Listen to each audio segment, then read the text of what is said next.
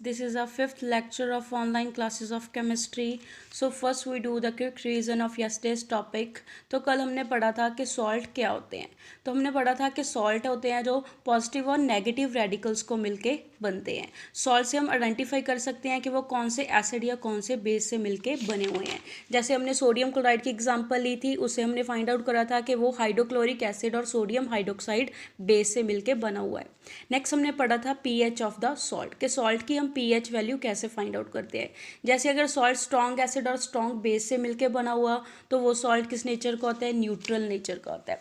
ऐसे ही on the other hand salt अगर स्ट्रॉन्ग एसिड और वीक बेस को मिलके बना हो तो वो सॉल्ट किस नेचर का होगा, एसिडिक नेचर का होगा.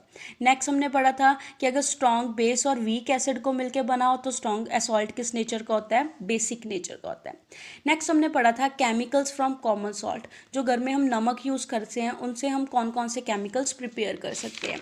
जैसे हमारे डेली यूज़ के कुछ मटेरियल्स हो गए जिनको बनाने के लिए हम सोडियम क्लोराइड को यूज़ करते हैं. एग्जांपल होगी जैसे sodium hydroxide, baking soda, washing soda, bleaching powder. इन सभी चीज़ों को बनाने में हम नमक को यूज़ करते हैं. फर्स्ट हम पढ़ेंगे कि सोडियम हाइड्रोक्साइड की प्रिपरेशन हमने कैसे करी थी.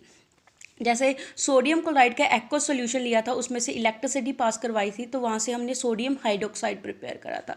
सोडियम हाइड्रोक्साइड साथ हमने बाय प्रोडक्ट मिलते हैं क्लोरीन और हाइड्रोजन गैस. इन सभी की हमने यूजेस भी कल पढ़ी थी. नेक्स्ट हमने पढ़ा था ब्लीचिंग पाउडर के बारे में कि जैसे हमारे पास लास्ट मेथड में जो हमारे पास क्लोरीन गैस प्रोड्यूस हुई थी वो chlorine gas leg lime calcium hydroxide के साथ मिलकर हमें क्या दे देती है, ब्लीचिंग पाउडर दे देती है, जिसका केमिकल नेम क्या है हमारे पास, कैल्शियम ऑक्सीक्लोराइड. और साथ में हमने ब्लीचिंग पाउडर की यूजेस भी कल पढ़ी थी.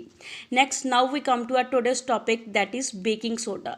हम एक अनदर केमिकल सब्सटेंस पढ़ने वाले हैं जिसको हम नमक से प्रिपेयर करते हैं, जिसको हम बोलते हैं बेकिंग सोडा, मीठा सोडा बोलते हैं. तो ये सोडा है कॉमनली हम किचन में यूज़ करते हैं हम अपने खाने को टेस्टी या क्रिस्पी बनाने के लिए. जैसे पकौड़ास को टेस्टी और क्रिस्पी बनाने के लिए हम मीठा सोडा को यूज़ करते हैं. इसके अलावा हम इसको कई बार ऐड कर लेते हैं ताकि हमारी कुकिंग क्या हो सके, फास्टर हो सके, जल्दी हो सके. इसका केमिकल नेम क्या है हमारे पास, सोडियम हाइड्रोजन कार्बोनेट. और फार्मूला क्या है, NaHCO3. इसको हम सोडियम बाइकार्बोनेट भी बोल देते हैं. इसमें नमक है जो हमारे पास एक रॉ मटेरियल के तौर पे हम यूज़ करते हैं. जैसे सोडियम क्लोराइड हो गया हमारे पास, वाटर, कार्बन डाइऑक्साइड, अमोनिया. इन सभी को जब हम मिक्स करते हैं तो हमारे पास सोडियम हाइड्रोजन कार्बोनेट की प्रेपरेशन होती है, जिसके साथ में हमें ammonium chloride as a by product एक साथ में प्रोडक्ट मिलता है. जो हमारे पास सोडियम हाइड्रोजन कार्बोनेट है वो माइल्ड बेसिक नेचर का होता है और क्रोजिव नॉन क्रोजिव सॉल्ट है. ये खराब नहीं होता, ऑक्सीडाइज नहीं होता बड़ा बड़ा. कुकिंग के दौरान जब हम इसको हीट करते हैं तो जब हम बेकिंग सोडा को हीट करेंगे, हीट करके हमारे पास ये डीकम्पोजिशन रिएक्शन शो करेगा. डीकम्पोज होके हमें कौन कौन से प्रोडक्ट देता है, सोडियम कार्बोनेट देता है, वाटर देता है और कार्बन डाइऑक्साइड देता है. जो सोडियम कार्बोनेट का सॉल्ट बना है वो बेसिक नेचर का होता है. Next one is uses of sodium hydrogen carbonate. Sodium hydrogen carbonate कहाँ पे यूज़ होता है, बेकिंग पाउडर को बनाने के लिए यूज़ होता है. बेकिंग पाउडर हमारे पास दो चीज़ों का मिक्सचर होता है, बेकिंग सोडा और टार्ट्रिक एसिड का मिक्सचर होता है. दोनों को मिक्स करके हमारे पास बेकिंग पाउडर बनता है. जब बेकिंग पाउडर को हम हीट करते हैं पानी में मिक्स करके या एसिड की प्रेजेंस में तो हमारे पास क्या रिएक्शन होती है, कार्बन डाइऑक्साइड देगा, वाटर देगा और सोडियम का सॉल्ट देगा. जैसे ये H पॉजिटिव हमारे पास सॉल्ट से आया है और इसके साथ वाला जो भी आयन होगा वो सोडियम के साथ मिलके क्या दे देगा, हमें सॉल्ट दे देगा. नेक्स्ट इसमें जो कार्बन डाइऑक्साइड प्रोड्यूस हुई है वो कार्बन डाइऑक्साइड हमें क्या करती है, ब्रेड और केक को हमारे स्पॉन्जी और सॉफ्ट बनाने के लिए हम इसको यूज़ में आती है. नेक्स्ट जैसे हम इसको हीट करते हैं हमारे केक बनाने में या ब्रेड बनाने में हम सोडियम बाइकार्बोनेट यूज़ करते हैं तो उसमें हमारे पास कार्बन डाई के साथ साथ सोडियम कार्बोनेट बनती है. सोडियम कार्बोनेट अभी हमने पढ़ा कि बेसिक नेचर की है बट बेस तो बिटर नेचर के, तो बिटर टेस्ट के होते हैं. बट हमारा केक है वो या ब्रेड है वो कड़वे नहीं होते, उनका टेस्ट तो मीठा होता है. वो किस वजह से होता है, बिकॉज बेकिंग सोडा के साथ साथ हम इसमें टार्ट्रिक एसिड यूज़ करते हैं बेकिंग पाउडर में. ये टार्ट्रिक एसिड क्या करता है, बेस के इफेक्ट को न्यूट्रलाइज कर देता है, जिसकी वजह से वो कड़वापन है जो वो नहीं आएगा. नेक्स्ट सोडियम हाइड्रोजन कार्बोनेट, इसके अलावा एज ए आंट एसिड में हम एक इंग्रेडिएंट के तौर पे यूज़ करते हैं। आंट एसिड क्या होते हैं, जो एसिडिटी को कम करने के लिए हम यूज़ करते हैं, बिकॉज इनकी नेचर क्या होती है, अल्कलाइन, बेसिक नेचर के होते हैं। तो जो हमारे स्टमक में एक्सेस ऑफ एसिड रिलीज हुआ होता है उसको न्यूट्रलाइज करके उसके इफेक्ट को कम कर देते हैं और हमें रिलीफ देते हैं।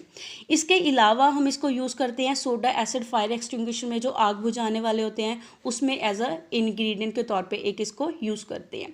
नेक्स्ट हम केमिकल दूसरा प्रोडक्ट पढ़ेंगे, वॉशिंग सोडा, जिसको बनाने के लिए हम नमक का यूज़ करते हैं। इसमें भी नमक एक एज अ रॉ मटेरियल हम यूज़ करते हैं। इसका केमिकल फार्मूला क्या है, sodium carbonate dot 10 molecules of water. In 10 molecules of water के बारे में मैं आपको आगे एक्सप्लेन करूंगी कि यहाँ पे इसको डॉट डाल के क्यों लिखते हैं।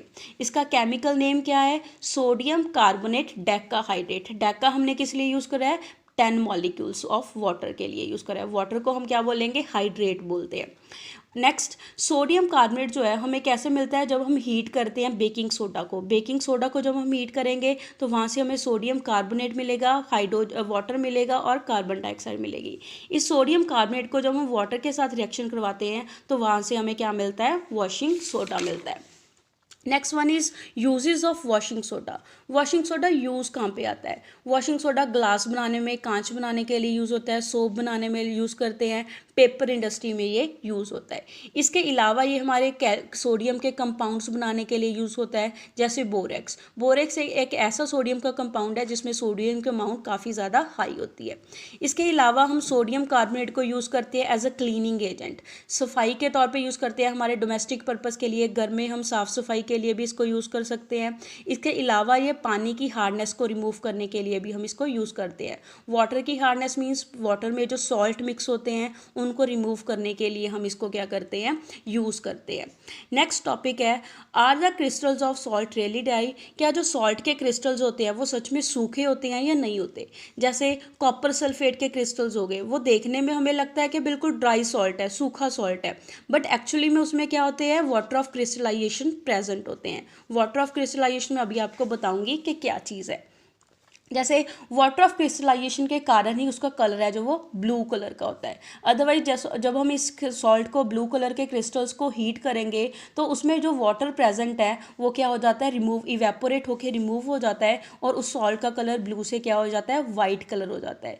जब हम उसको दोबारा पानी के साथ रिएक्शन करेंगे, दोबारा मॉइस्चर करेंगे तो उसका दोबारा वो ब्लू कलर है वो क्या हो जाता है, रीगेन हो जाता है, दोबारा वो दिखने लगता है। अब वाटर ऑफ क्रिस्टलाइजेशन हमने यूज़ करा है, तो वाटर ऑफ क्रिस्टलाइजेशन क्या चीज़ है।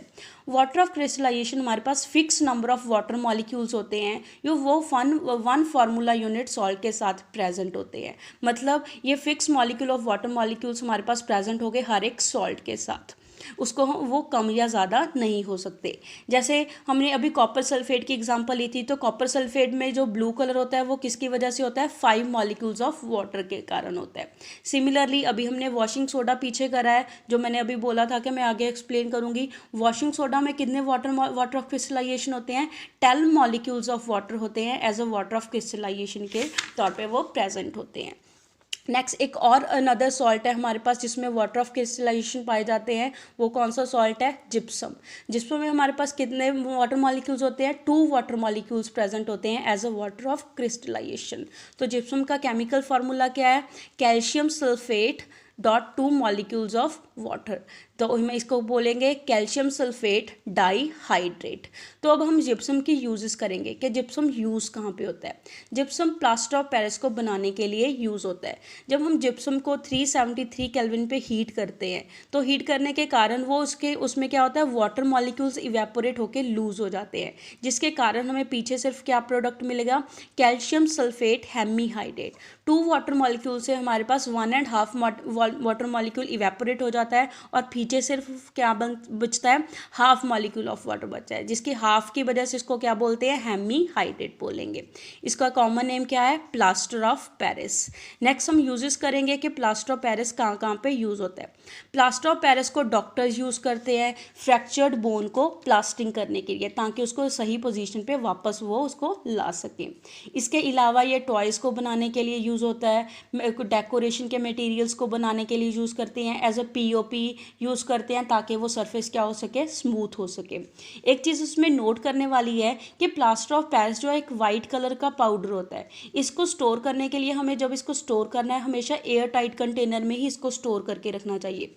अदरवाइज़ ये क्या करता है, एटमॉस्फेयर से मॉइस्चर को गेन कर लेता है और ये वापस क्या बन जाएगा, हार्ड जिप्सम बन जाएगा, जिसमें हमारे पास ये सभी जो यूजेस हमने प्लास्टर ऑफ पेरिस की पढ़ी थी वो नहीं रहती है।